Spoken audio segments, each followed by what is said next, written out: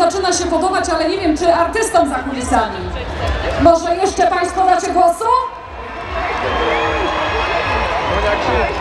Ja nie będę się tutaj na żadne elokwentne frazesy silić. Po prostu młoda, zdolna, a do tego dająca czadu Ewa Farna przed Państwem! Jesteście